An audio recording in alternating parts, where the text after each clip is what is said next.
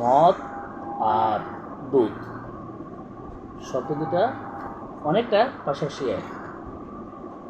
মদ, যে ব্যক্তি মদ বিক্রি করে, একদম মদওয়ালা, সে কখনো তার মদ কেনার জন্য ক্রেতা খোঁজার জন্য মানুষের ধারে ধারে যেতে হয় না, খুঁজে মদ বিক্রি করতে হয় না যে ভাই মদ দিবেন, মদ কারো মদ লাগবে।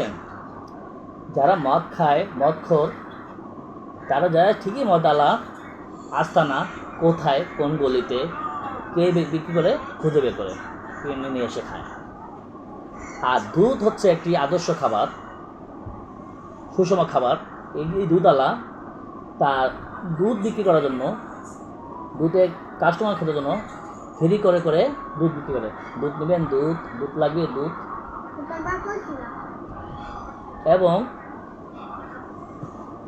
দুধওয়ালা দুধ মানুষ কিনলে বলে ভাই আপনি দুধ পানি মিশিয়েছেন, পানি মিশালে দুধ ভেজাল। আর তখন দুধওয়ালা বলে না ভাই আমার দুধে কোনো পানি মিশিয়ে নেই, দুধ এই মাত্র দোহায় নিয়ে আসলাম, কসম করে বলতেছি। কিন্তু কোনো গোয়াল বলবে না আমার দুধ খারাপ, কোনো মা বলবে না আমার সন্তান খারাপ। যাই হোক, পরে এই পানি মিশানো হোক বা পানি না মিশানো হোক, এই দুধ কিনে নিয়ে যে এই দুধের সাথে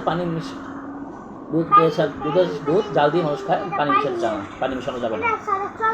সুষম আদর্শ খাবে। আর মানুষ মদের সাথে পানি মিশিয়ে মদ খায়। আর দুধওয়ালাকে বলে ভাই দুধে পানি মিশিয়েছেন, পানি মিশানো যাবে না। আর মদের ভিতরে পানি মিশিয়ে মানুষ মদ খায়।